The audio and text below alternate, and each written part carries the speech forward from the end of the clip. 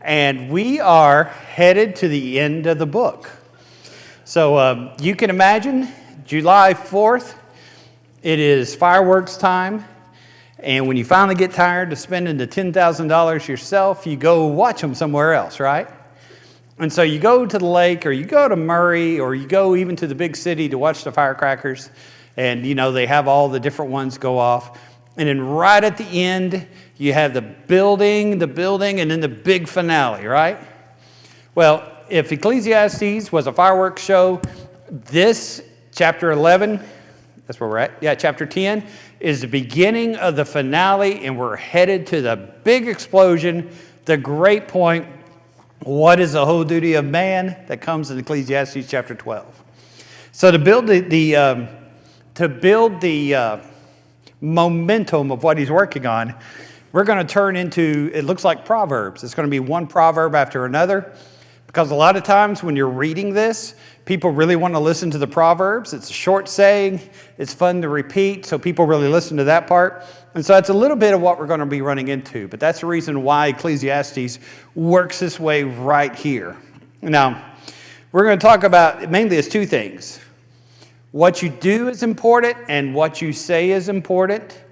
And you can preach for 40 years and then say something stupid, and it messes up all the influence which you've had.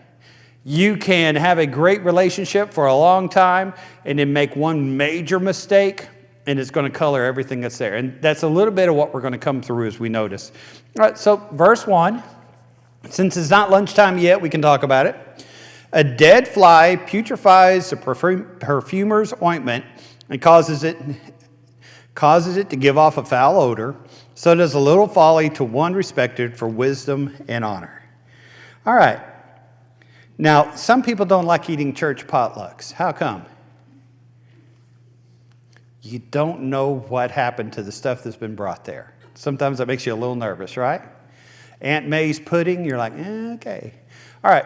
If you're cooking a bowl of soup, or you get a bowl of soup at the restaurant, I don't know if people do that anymore, and you raise your hand and say, waiter, there's a fly in my soup. The waiter's going to look and say, it's just one fly. Move it out and say, it's fine, it's okay. Are you going to be all right with that? One little bit messes everything up. One little bit messes everything up. And that's what he's saying here. One little bit of action can destroy a lifetime of influence. So you have to watch it very close. Watch what you do. All right, verse 2. A wise man's heart is at his right hand. A fool's heart is at its left. Now, to us, in our language, that doesn't make a ton of sense. But what it means is you can watch somebody and tell something about them by their actions. Watch somebody eat. Are they right-handed? Are they left-handed? One way or the other. Many times you can tell a fool is a fool by his action. You can tell a wise man is a wise man by the things he puts together and by his action. It has nothing to say about left-handed people being wrong. Okay? What is it? Left-handed people are in their right mind? Is that right? Okay. All right. That's what that's talking about when you go there and you see that. Verse 3 sounds like Abraham Lincoln. Even when a fool walks along the way, he lacks wisdom. He shows everybody that he's a fool. What did Abraham Lincoln say? What was it? Now, just a second. Take me a second to remember it. It's something about how... That's what I'm thinking. All right, we're on the same wavelength. It's better to be quiet and let everybody think you're a fool than to open your mouth and confirm it to everyone. Okay, that's what Abraham Lincoln would always say. And that's the reason why a lot of his speeches were shorter. And whether it be his early speeches or whatever. Here you go. All right, so then we go. Verse 4, if the spirit of a ruler rises against you, do not leave your post, for conciliation pacifies great offenses. Okay? In other words, when you get somebody angry, give them a chance to cool off. There's sometimes it's good to have a period before you try to fix the problem. Let somebody cool off. Let cooler heads prevail. Things such as that. And another way of looking at it is don't forget your post or don't leave your post. Keep your responsibilities. If something happens in one area of life, keep the other one going and don't just quit everything that goes along. Now, verses 5 through 7, there's an evil I've seen under the sun as an error proceeding from the ruler. Folly is set in great dignity, while the rich sit in a lowly place. I have seen servants on horses, while princes walk on the ground like servants. All right. Life doesn't always go the way that we think it should. You see the smartest guy anywhere, and he is doing menial labor. And then you see the dumbest guy around, and he is the manager. Okay? And maybe where you work, you feel that way. Maybe you look around and it's just that way. Don't assume that because a person has a certain degree or a person has a certain job, that they are better, socially superior, or smarter just because that's where they're at. Things aren't always that way. Poor people can possess wisdom. The wealthy people can be corrupt. And so don't decide ahead of time exactly how people are. All right. He who digs a pit will fall into it. Whoever breaks through a wall will be bitten by a serpent. He who quarries with stones may be hurt by them, and he who splits wood may be endangered by it. All right. A lot of things there. What is that telling us? You set a trap for somebody. Who's likely to get into that trap? You are, right? Okay. It's likely times when you're going to do it. Many, many years ago, this is like right when I was out of college, the apartment where I was living had mice, and I went and got those sticky traps. And I'm not a fan of the sticky traps. But I laid out that sticky trap underneath the sink, and the next day I looked over, and there was my cat with a sticky trap on his face. And I was like, well, do you shave the cat? How does this work? And so, of course, I chased the cat down and started working on it. Got the cat free, but then it was all over me. And I was stuck there with this sticky trap on me. And I was thinking, well, they've made these for intelligent creatures here. It got me. Now, that was kind of a funny thing. It would have been great in a sitcom watching me and my cat get trapped by, and all the mice, laugh at us. But how often do we, when we think we're smarter than everybody else, leave a trap for somebody, and we're the ones who fall into it? And he goes through here, and these people, the guy who digs the pit, you know where it is, but he's the one that falls. The guy who breaks through the wall, the snake ends up biting him. The one who is able to gather the stones, they end up using those stones against him, and there he is splitting wood, and it ends up hurting him. What we see there is a lot of times we can endanger ourselves when we're actively trying to endanger somebody else. So be careful about doing that. All right. Once again, Abraham Lincoln. If the axe is dull and one does not sharpen the edge, then he must use more strength. But wisdom brings success. Abraham Lincoln used to always joke about how if he had a day to chop wood, he'd spend 11 hours sharpening the axe. Because once your axe is sharp, chopping wood is awfully easy. All right. So what does that teach us about today? The idea of sharpening the axe and not working with a dull axe. Right. Yeah. If you're constructing something, half the job is a setup, and you've got to have everything set up. Otherwise, something will go wrong. I've listed here, when you're faced with the situation, first thing you do, identify the problem. Exactly what is the issue and what can I do to fix it? Number 2, get the right tool. Okay? Get the right tool, get the right skills to address the problem. And number 3, then get to work. All right. Make sure you got all those things down. Don't be like me in my workshop. Anything's a hammer if you try hard enough, right? Whether it be a wrench or whatever else, it can be a hammer if you just use it hard enough. All right, so those are 3 things that you need to learn and need to know there.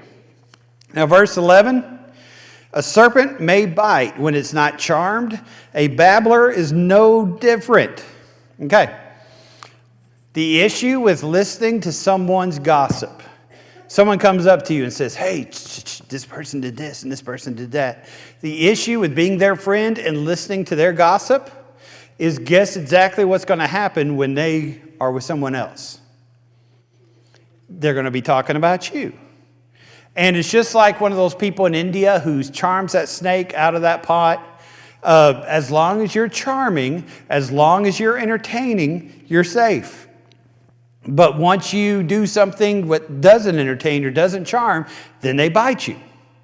And so it's important to recognize around people that you need to be kind, you need to be able to read their character and realize some people are rough if you have friends.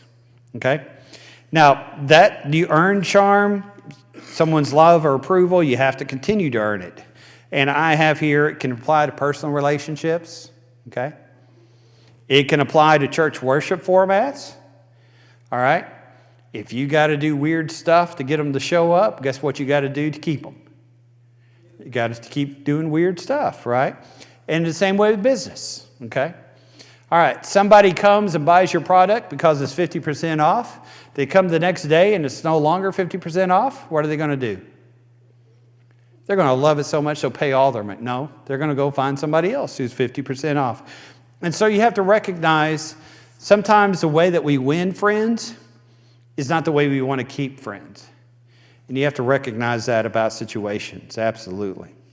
Verses 12 and 13, the words of a wise man's mouth are gracious, but the lips of a fool shall swallow him up.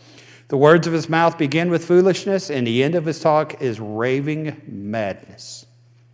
All right, the words we use define who we are. The words you use define who you are. We recognize people by their voice, by their accent, by the way that they speak. I think I've mentioned to you before, one of the things I treasure on my phone is people who I've loved, who have passed away. They've left voice messages. And whenever you want to, you can call it up. You can go to your phone and listen to it. And you hear their voice, and it gives you kind of a sweet feeling, right? Okay? I have a message from my sister who's passed away. And every once in a while I'll bring it up. It says, Mark, whatever you're doing, stop it and get here. And, I think, all right, well, I'm not going to obey her yet. But, it just feels good to hear their voice. All right, people are going to not only identify and remember loved ones by their voice or tone or whatever else, but when you make friends, when you talk to people, they're going to be attracted to people who compliment, to people who are cheerful, and to people who listen. When you're around somebody who complains all the time, when you're around someone who's angry all the time, when you're around someone who is always upset with somebody, it's hard to be around that person. We're just not attracted to that. The entire world is so negative that if there's somebody who's positive, that attracts attention. That's who you want to spend your time around. And so what he's saying here is we're defined by our speech. That's an important thing. All right, talking about the words of the mouth that are gracious, the fool swallows him up. Be careful about the words that you speak, and be careful about a fool, because a fool, a lot of times, when he's speaking to you, he's swallowing you up. He's going to be manipulative. Manipulative is what I'm talking about there. All right, now verse 14. As a fool also multiplies words, no man knows what it is to be. Who can tell what will be after him? A fool thinks the future is always going to be the same, and he knows what the future holds. Now, is that true? Do we know what the future is? No. James says our life is but a what? A vapor. Here today, gone tomorrow. Nobody knows where it went. And so James says be prepared. Don't say tomorrow we're going to do this or that. Don't be confident in the future, but still plan for it. Realize it and keep those things straight. Okay? Verse 15, the labor of fools wearies them. They do not even know how to go to the city. Work smarter, not harder. Okay? Verse 16 to 17, woe to you, O land, when your king is a child, and your princes feast in the morning. Blessed are you, O land, when your king is the son of nobles, and the princes feast at the proper time, for strength and not for judgment. All right. You read 1st, 2nd Kings, and you run through the history of Judah. Judah had a total of 21 kings, I think, and 6 of them were righteous. Israel had very few righteous kings. These kings would focus on their own pleasure. They would focus on their own gods. They would focus on themselves instead of the people. And when that happened, the nation fell apart. Those who were wise focused on the people. Did they enjoy being king? A lot of them did. But when you focus on the people and focus on God, life is much better. When you and I don't plan, when you and I focus on just our own wants, it gets rough, doesn't it? It gets to be a difficult thing, which is there. And it's always a hard thing for us to notice. Verse 18, because of laziness, the building decays, and through the idleness, a house leaks. All right. Being lazy gets us in trouble. Work is necessary for success, he says.